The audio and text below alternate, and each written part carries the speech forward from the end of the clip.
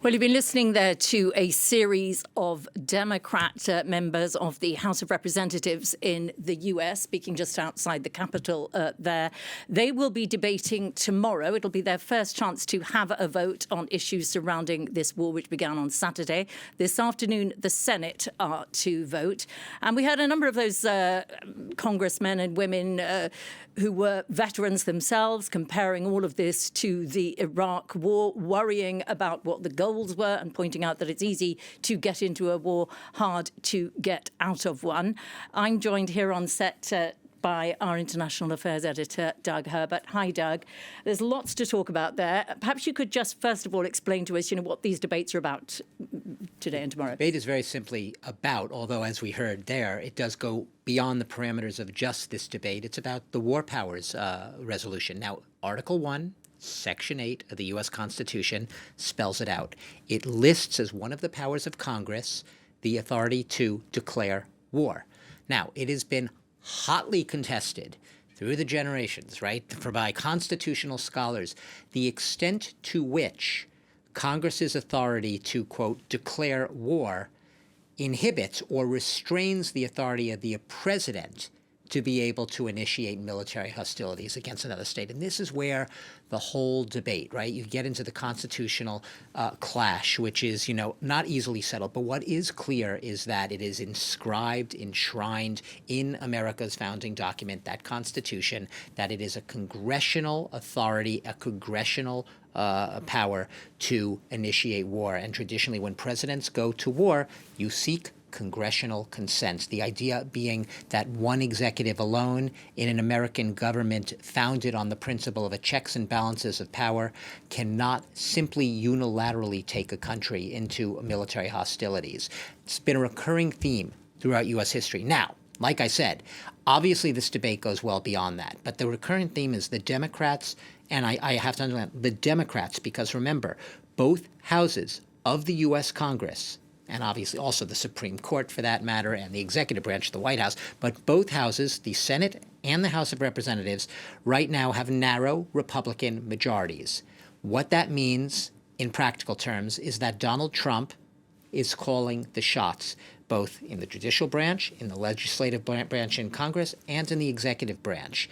And what this debate and what the Democrats we heard today are essentially saying is that Donald Trump, launching what they see as an illegal and an unconstitutional war against Iran on very flimsy pretext. In fact, some of them say on no pretext because there's been little to no clarity in exactly what the military objectives are, that he is doing what we might call an end run around the U.S. Constitution. They are saying that it is a violation not just of international law, because there was no consultation or even any sort of pretending or going through the motions of seeking out the United Nations Security Council or the approbation of the United Nations, but it was also a violation of American domestic law in the sense that there was no consultation with Congress, and they're demanding in this debate with the War Powers Resolution, and there are a couple of measures. One will be voted in the House, one in the Senate. It has dual sponsors.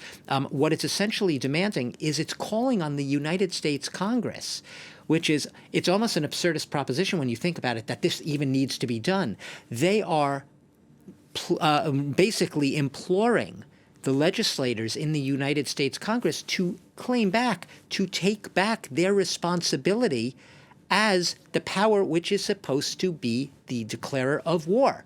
And they're basically, and you heard several people mention it, the Speaker of the House, a staunch Republican, a MAGA ally of Donald Trump's, Mike Johnson, they're essentially taking him to task. They are dressing him down, these Democrats, for not basically, for as they see it, abdicating his responsibility to hold the executive branch, the president, to account by demanding that the body he oversees, the Congress, have a say, and the first say, in any military hostility against a foreign country. They're basically saying that although he is a member of the House of Representatives, the lower chamber of the U.S. Congress. He is acting as if he may as well be one of Donald Trump's executive branch factotums sitting there in the Oval Office, marching in lockstep with the president of his party. And they say that's an abdication of his responsibility and a dangerous one, given the very unpredictable consequences that we're already seeing just 5 days into this war with Iran.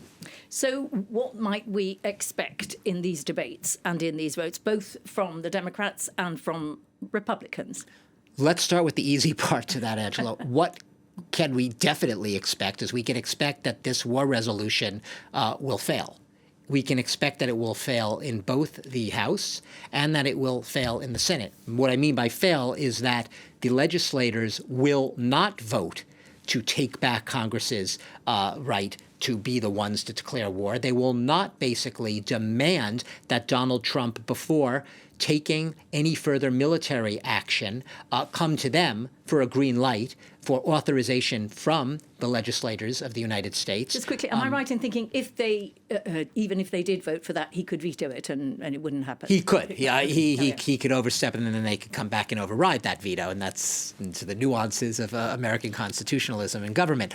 But the basic thing is we are not expected that this resolution will pass and thereby, in a nutshell, curb Donald Trump's ability, as we've seen so far, and determination to go it alone.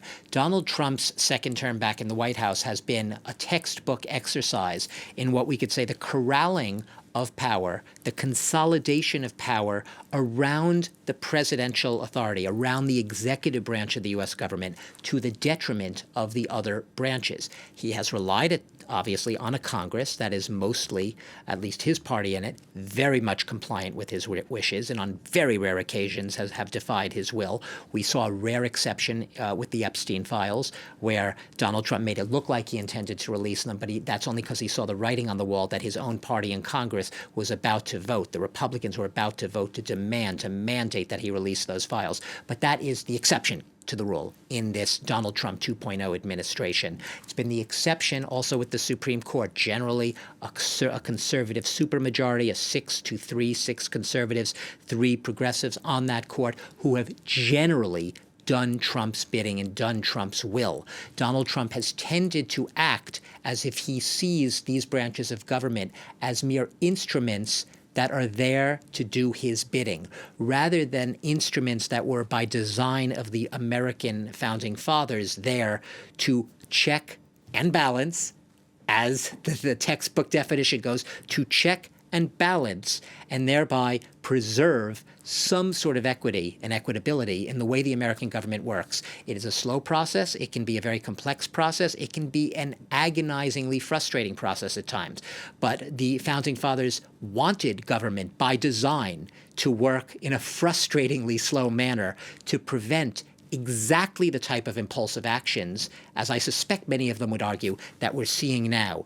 An executive going to war, initiating military hostilities on trumped up, excuse the pun, or flimsy pretexts, or at least with a lack of clarity as to what the military objectives are. And we have been seeing that more and more as each day progresses, with an unwillingness, absolutely an open admission that there's a totally open timeline on this war. Pete Hegseth said it today, the defense secretary, at his press conference, that there is no timeline, that Donald Trump, the commander-in-chief, he is the one who will decide when this war ends. If there's any clearer definition of an open-ended war, I haven't really heard it. And that's exactly what these Democrats that we heard today are objecting to. And yes, only Democrats for now, really.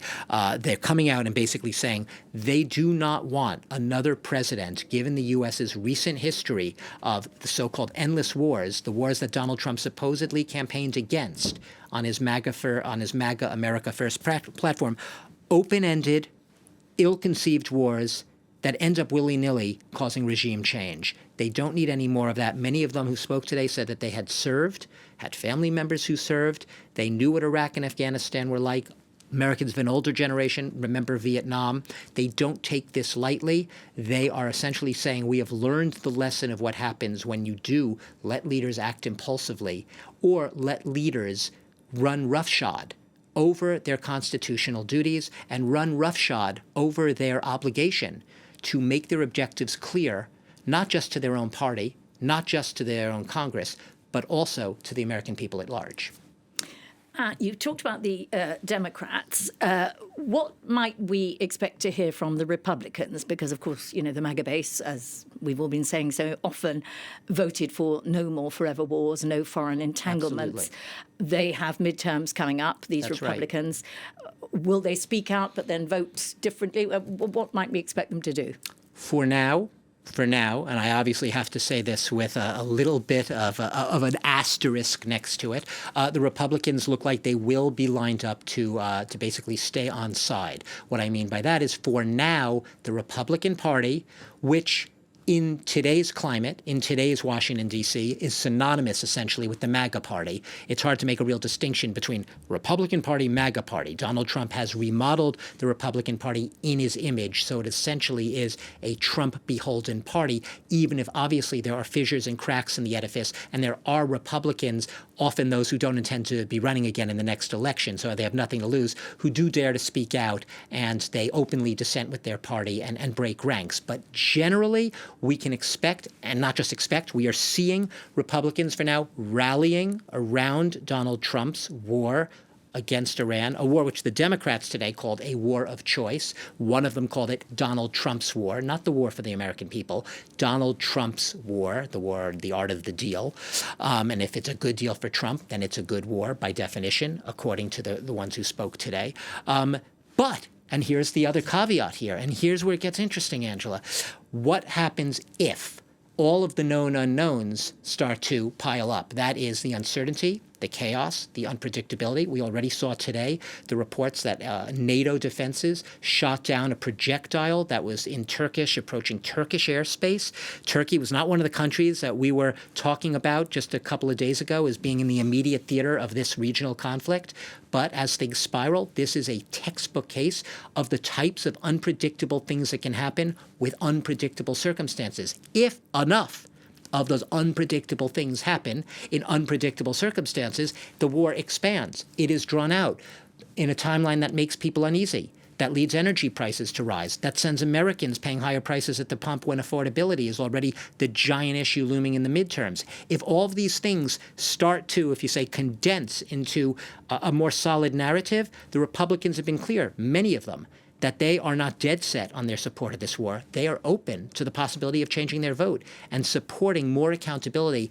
What I mean by that, supporting the idea of curbing Donald Trump's ability to continue just doing his will and unilaterally acting the way he sees fit without going to Congress. So Republicans, in a nutshell, they can change, but the circumstances, you don't have enough things, to put it, I guess, simply, enough things going wrong right now for Republicans to induce them to change or to back away from their support for Donald Trump's war.